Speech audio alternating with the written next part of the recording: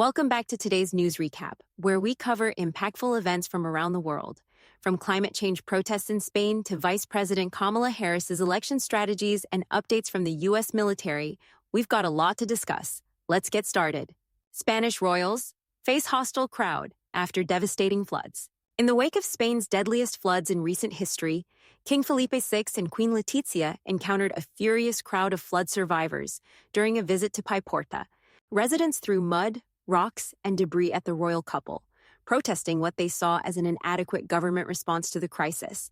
RTVE reported that 2 bodyguards sustained injuries as they shielded the royals, who tried to comfort residents amid chants of, "Get out!" and "Killers." The floods, which experts link to extreme weather fueled by climate change, have tragically taken over 200 lives, with at least 60 deaths reported in Paiporta alone. Prime Minister Pedro Sánchez was also present, though he was escorted out when tensions rose. Despite the hostility, King Felipe attempted to console residents, later urging regional leaders to restore hope and ensure the state supports flood-affected areas. The regional president praised the king's resilience, stating he had a moral and political obligation to face the community's frustration. Kamala Harris's contrasting campaign ads on Gaza and Israel. A CNN investigation recently highlighted Vice President Kamala Harris's contrasting messages on the Gaza-Israel conflict, aimed at specific communities in battleground states. In Michigan, Harris's campaign is running ads addressing Arab American voters, where she describes the situation in Gaza as devastating and pledges not to become numb to the suffering. This resonates with Michigan's large Arab American community, many of whom are critical of the Biden administration's Middle East policy. In Pennsylvania, however, the campaign runs an ad featuring a pro-Israel stance for Jewish American voters, emphasizing Harris's support for Israel's right to defend itself. With both Michigan and Pennsylvania holding considerable influence in the election, Harris's team is navigating this delicate balance as they seek support from different demographics, while Trump's campaign is also vying for votes in Dearborn, Michigan, a predominantly Muslim community. Amnesty International calls for release of Iranian protester. Amnesty International has demanded the release of Ahu Daryai, an Iranian student arrested after allegedly removing her clothing outside Tehran's Islamic Azad University to protest the country's strict hijab laws. Amnesty describes this act as a stand against the abusive enforcement of mandatory veiling by Iran's morality police, but university officials claim Daryai was suffering from severe stress. Footage of Daryai's protest quickly spread online, drawing praise from activists like Masih Alinejad, who highlighted her courage. Diana Nami, head of the Iranian and Kurdish women's rights organization, commended Daryai's bravery, explaining that Iranian women endure strict dress codes and that such protests are a powerful statement. Nami emphasized Daryai's right to protest the oppression Iranian women face daily, sparking further debate on Iran's treatment of women. RFK Jr. pushes for removal of fluoride from public water systems. Robert F. Kennedy Jr. recently advocated for a Trump administration initiative to remove fluoride from public drinking water, citing what he perceives as potential health risks. Kennedy shared this proposal on social media, claiming it would help make America healthy again.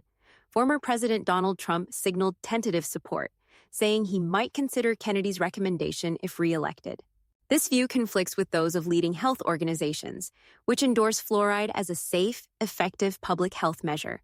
Trump mentioned that he would discuss health policies further with Kennedy, acknowledging Kennedy's strong positions. This aligns with rumors that Kennedy could play a key role in health policy in a future Trump administration, sparking a wider discussion on public health measures. Michael Bloomberg donates $50 million to Kamala Harris campaign. Former NYC Mayor Michael Bloomberg has become a major financial backer of Kamala Harris's presidential campaign, contributing $50 million to her super PAC, Future Forward USA Action.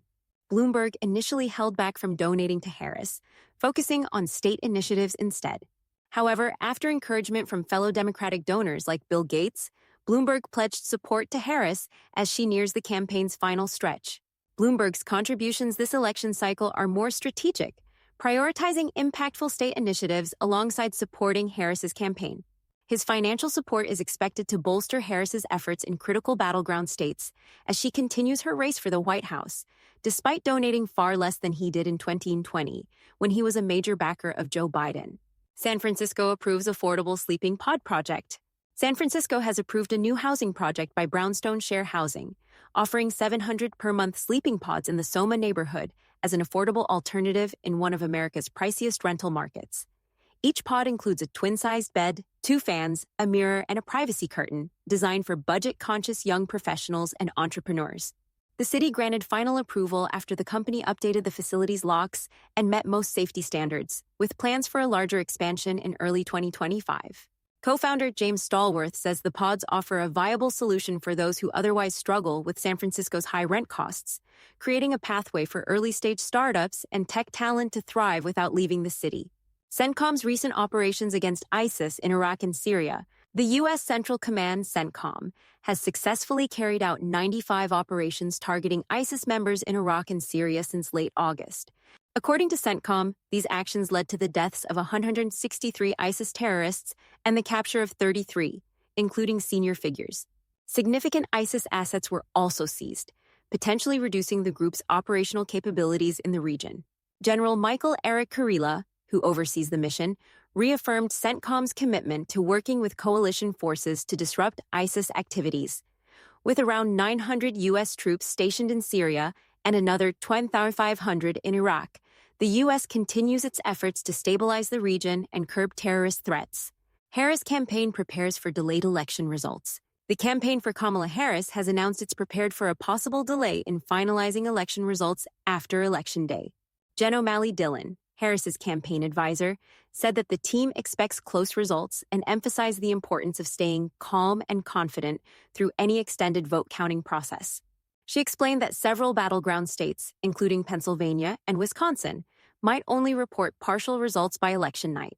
The campaign is also prepared to respond if Trump prematurely declares victory, a scenario they see as a potential threat to election transparency.